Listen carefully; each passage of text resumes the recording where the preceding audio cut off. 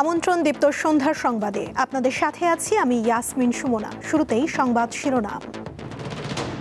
প্রতীক হিসেবে শাপলা কলি নিতে প্রস্তুত এনসিপি, বিএনপি ও জামায়াতের সমালোচনায় নাহিদ। দেশে নৈরাজ্য সৃষ্টির অপচেষ্টা চলছে বলছেন মির্জা ফখরুল। 7 নভেম্বর উপলক্ষে কর্মসূচি ঘোষণা। জুলাই আন্দোলনে কুষ্টিয়ায় 6 জনকে হত্যার ঘটনায় ট্রাইব্যুনালে ইনু হানিফ সহ 4 জনের বিচার শুরু।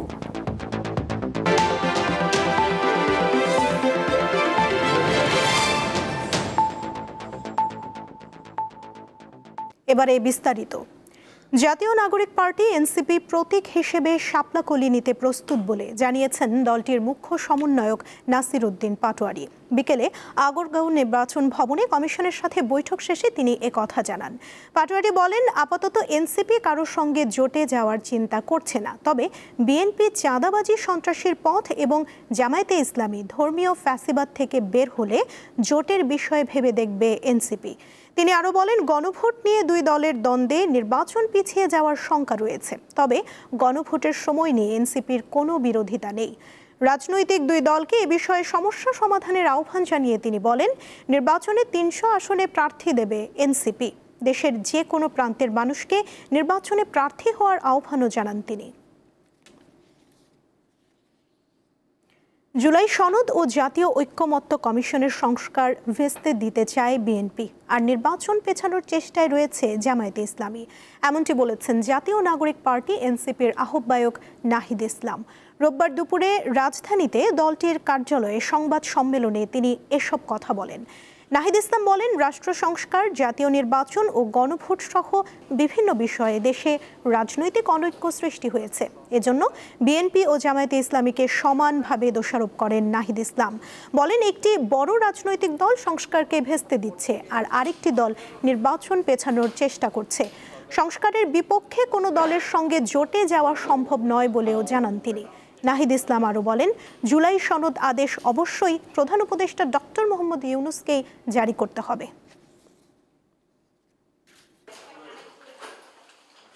সব প্রশ্নকে চাপিয়ে গণভোট আগে না পরে, ইলেকশনের দিন না পরে, বিএনপি একটা পক্ষে, জামাত একটা পক্ষে, আমরা বলতেছি এইটা হচ্ছে জনগণের দৃষ্টি মূল জায়গা থেকে সরানো হচ্ছে। ফলে একদল সংস্কারকে ভেস্তে দিচ্ছে, আরেক দল নির্বাচনকে পেছানোর চেষ্টা করছে। সার্বিক পরিস্থিতিতে আমাদের মূল্যায়ন এটাই, তবে আমরা এই দুইটার কোনোটাই চাই না। আমরা চাই যথাসময়ে নির্বাচন হবে ফেব্রুয়ারিতে, এবং জুলাই সনদেরও আইনি ভিত্তি পাবে এবং বাস্তবায়ন হবে।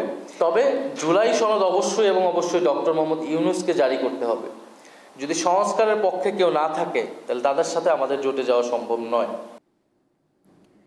7 নভেম্বর জাতীয় বিপ্লব ও সংহতি দিবস উপলক্ষে 10 দিনের কর্মসূচি ঘোষণা করেছে বিএনপি। রাজধানীর নয়াপল্টনে দলের যৌথ সভা শেষে এক সংবাদ সম্মেলনে এই কর্মসূচি ঘোষণা করেন মহাসচিব মির্জা ফখরুল ইসলাম আলমগীর। বলেন, বাংলাদেশের শত্রুরা আবার মাথা চাড়া দিয়ে উঠতে শুরু করেছে। 7 নভেম্বর জাতীয় বিপ্লব ও সংহতি দিবস উদযাপন উপলক্ষে রোববার দুপুরে রাজধানীর নয়াপল্টনে বিএনপির কেন্দ্রীয় কার্যালয়ে ঢাকা মহানগরীর নেতাদের সঙ্গে যৌথ সভা করেন বিএনপি মহাসচিব মির্জা ফখরুল ইসলাম আলমগীর। সভা শেষে 10 দিনের কর্মসূচি ঘোষণা করেন তিনি। আমরা 10 দিন ব্যাপী কর্মসূচি নিয়েছি। 7 নভেম্বর মহান জাতীয় বিপ্লব ও সংহতি দিবস উপলক্ষে ওই দিন সকাল 6টায় নয়াপল্টনের বিএনপি কেন্দ্রীয় কার্যালয়ে সহ সারা দেশে দলীয় কার্যালয়গুলোতে দলীয় পতাকা উত্তোলন করা হবে। এ সময় তিনি বলেন, সামাজিক যোগাযোগ মাধ্যমে মিথ্যা প্রচার করে নৈরাজ্য সৃষ্টি করা হচ্ছে। আমরা দেখছি যে বাংলাদেশের শত্রুরা তারা আবার মাথা চাড়া দিয়ে উঠতে শুরু করেছে, মাথা তুলে উঠতে শুরু করেছে। আমরা দেখছি যতই সময় যাচ্ছে ততই বাংলাদেশে একটা অ্যানার্কিক সিচুয়েশন, একটা পুরোপুরি একটা নৈরাজ্য সৃষ্টি করার অপচেষ্টা চলছে। এদিকে রোববার সকালে ড্যাবের নবগঠিত কমিটিকে সঙ্গে নিয়ে বিএনপির প্রতিষ্ঠাতা জিয়াউর রহমানের সমাধিতে শ্রদ্ধা জানান দলের স্থায়ী কমিটির সদস্য গয়েশ্বর চন্দ্র রায়। বলেন, বিএনপি মাঠে নামলে অন্তর্বর্তী সরকারের ক্ষমতায় টিকে থাকা কঠিন হবে। আমরা যতটা সুষ্ঠু অবাধ নির্বাচন চাই, তাই হয়তো যেভাবে প্রতিবাদ করার কথা আমাদের পক্ষ থেকে, আমরা সেইভাবে প্রতিবাদ করছি। কারণ আমরা যদি প্রতিবাদ করি বা আমরা যদি মাঠে নামি, তাতে সরকার টিকে থাকবে কিনা সন্দেহ। ঐক্যমত্য কমিশন জাতির সাথে প্রতারণা করেছে, তবে এর প্রতিবাদ যেভাবে করা দরকার সেভাবে হচ্ছে না বলেও মন্তব্য করেন বিএনপির এই স্থায়ী কমিটির সদস্য। স্বস্তিকা সিংহ, দীপ্ত সংবাদ, ঢাকা। জুলাই আগস্ট আন্দোলনে কুষ্টিয়ায় ৬ জনকে হত্যা সহ সুনির্দিষ্ট অভিযোগের ভিত্তিতে মানবতা বিরোধী অপরাধের ২ মামলায় হাসানুল হক ইনু ও মাহবুবুল আলম হানিফ সহ ৪ আওয়ামী লীগ নেতার বিচার শুরুর নির্দেশ দিয়েছে আন্তর্জাতিক অপরাধ ট্রাইব্যুনাল। একই সঙ্গে তাদের বিরুদ্ধে গ্রেপ্তারি পরোয়ানা জারি করেছে ট্রাইব্যুনাল। জুলাই আন্দোলনে কুষ্টিয়ায় ৬ হত্যা, ষড়যন্ত্র ও উস্কানি সহ মোট ৩ অভিযোগে আওয়ামী লীগের যুগ্ম সাধারণ সম্পাদক মাহবুবুল আলম হানিফ সহ ৪ জনের বিরুদ্ধে মানবতা বিরোধী অপরাধের মামলায় আনুষ্ঠানিক অভিযোগ গঠনের আদেশ দিয়েছে ট্রাইব্যুনাল। আন্তর্জাতিক অপরাধ ট্রাইব্যুনাল ২ এর চেয়ারম্যান বিচারপতি নজরুল ইসলাম চৌধুরীর নেতৃত্বাধীন ৩ সদস্যের বিচারিক প্যানেলে রবিবার এই আদেশ দেয়। মামলার ৪ আসামি বর্তমানে পলাতক থাকায় আগামী ২৫ নভেম্বর মামলার সূচনা বক্তব্য উপস্থাপন ও সাক্ষ্য গ্রহণ শুরু হবে বলে জানিয়েছে ট্রাইব্যুনাল। এদিকে কুষ্টিয়ায় সংঘটিত মানবতা বিরোধী অপরাধের অপর এক মামলায় হাসানুল হক ইনুর বিরুদ্ধে ৭ হত্যাকাণ্ড সহ ৮ অভিযোগ গঠন করে ৩০ নভেম্বর সূচনা বক্তব্য ও সাক্ষ্য গ্রহণ শুরুর দিন ধার্য করেছে একই ট্রাইব্যুনাল। এই যে পুরো মানবতা বিরোধী অপরাধ সংগঠন হয়েছে বাংলাদেশে, সেই ব্যাপারে তার যে রোল সেগুলোকে আমরা অভিযোগ আকারে নিয়ে এসেছিলাম। সেগুলোর ভিত্তিতে মোট ৮টি অভিযোগ তার বিরুদ্ধে গঠন করা হয়েছে। একই রকম অভিযোগে মাহবুবুল আলম হানিফ, যিনি আওয়ামী লীগের অন্যতম একজন নেতা, এবং তার সহ কুষ্টিয়া আওয়ামী লীগের আরও ৩ জন নেতা সহ মোট ৪ জনের বিরুদ্ধে আরও একটি মামলায় অভিযোগ গঠন হয়েছে।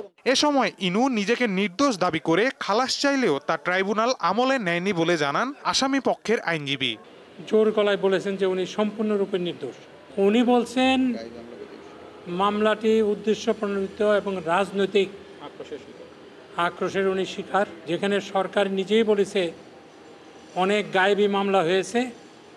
তো উনি দাবি করেছেন যে উনি ওই অনেক গায়েবী মামলার মধ্যে উনি একজন। এদিকে জুলাই গণ অভ্যুত্থানে রাজধানীর চানখারপুলে ৬ জনকে হত্যার ঘটনায় মানবতা বিরোধী অপরাধের মামলায় ডিএমপির সাবেক কমিশনার হাবিবুর রহমান সহ ৮ আসামির বিরুদ্ধে ১৩তম দিনের সাক্ষ্য গ্রহণ শেষ হয়েছে। মাহিদুর রহমান, দীপ্ত সংবাদ, ঢাকা। তত্ত্বাবধায়ক সরকার ব্যবস্থা ফেরাতে আপিলের ৬ষ্ঠ দিনের শুনানি শেষ হয়েছে। রোববার প্রধান বিচারপতি সৈয়দ রেফাত আহমেদের নেতৃত্বে ৭ বিচারপতির বেঞ্চে এই শুনানি হয়। আদালতে শুনানিতে বিএনপির পক্ষে আইনজীবী জয়নুল আবেদিন বলেন, তত্ত্বাবধায়ক সরকার ব্যবস্থা বাতিলের রায়ে দেশের রাজনৈতিক সংকট সৃষ্টি হয়, যে সংকট এখনও চলমান রয়েছে। সংকট সমাধানে আদালতের হস্তক্ষেপ প্রয়োজন বলেও আদালতকে জানান তিনি। আগামী মঙ্গলবার মামলাটির পরবর্তী শুনানি হবে। গত ২৭ আগস্ট তত্ত্বাবধায়ক সরকার ব্যবস্থা বাতিলের রায় পুনর্বিবেচনার আবেদন মঞ্জুর করে সর্বোচ্চ আদালত দেয়া হয় আপিলের অনুমতি।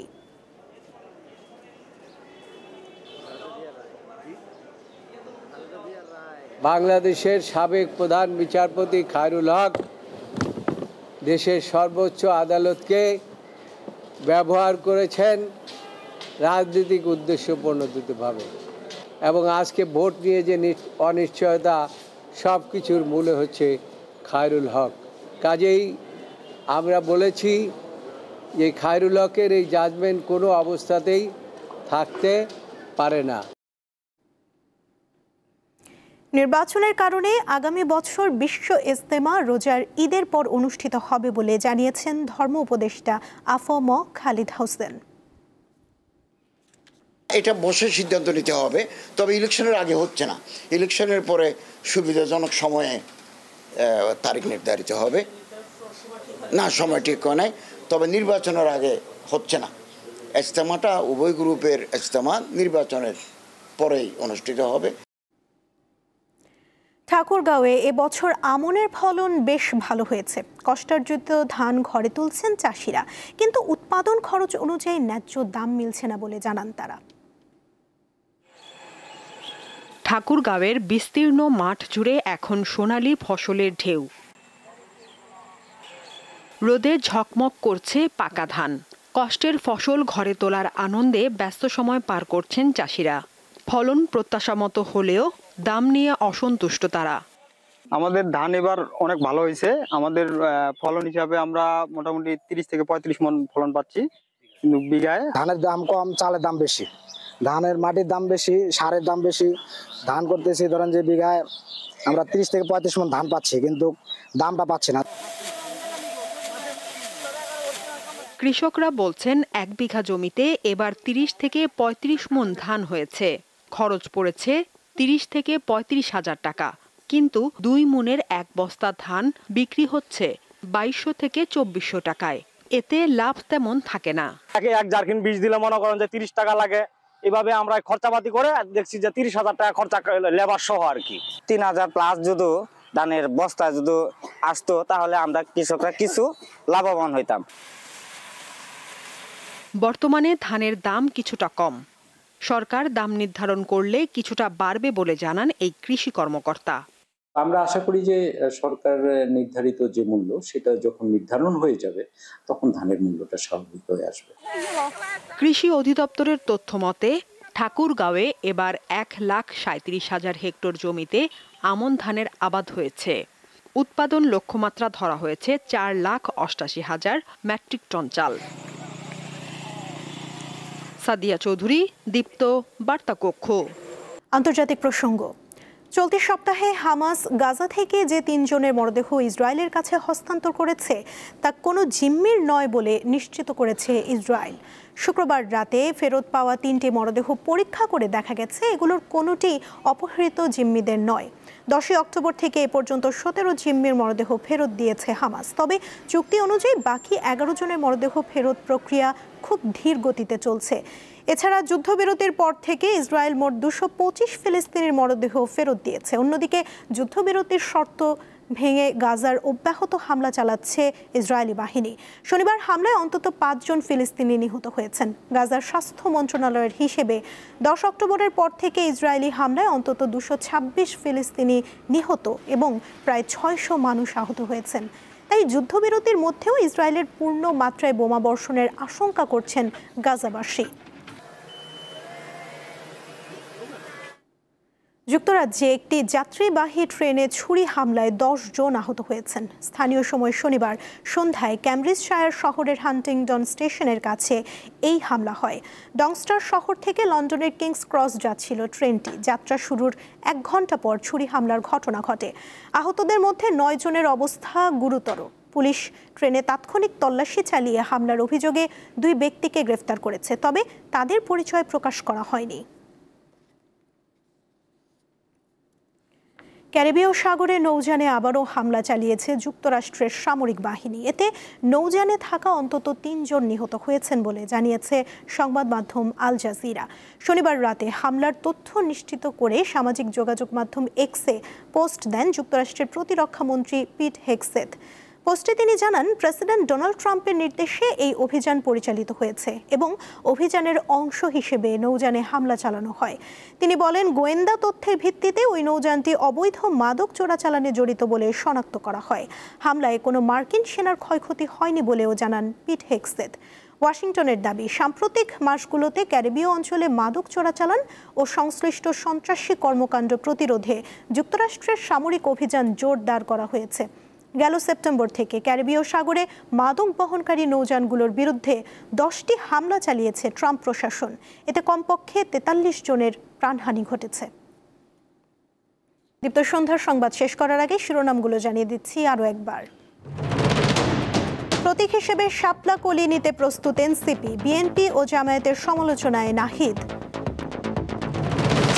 দেশে নৈরাজ্য সৃষ্টির অপচেষ্টা চলছে বলছেন মির্জা ফখরুল। 7ই নভেম্বর উপলক্ষে কর্মসূচি ঘোষণা। জুলাই আন্দোলনে কুষ্টিয়ায় 6 জনকে হত্যার ঘটনায় ট্রাইব্যুনালে ইনু, হানিফ সহ 4 জনের বিচার শুরু। এই ছিল এখনকার মতো। পরবর্তী সংবাদ রাত 11টায় দেখার আমন্ত্রণ রইল। এছাড়া আরও তথ্য পেতে যুক্ত থাকুন দীপ্ত ডিজিটাল প্ল্যাটফর্মের সাথে। ধন্যবাদ সবাইকে।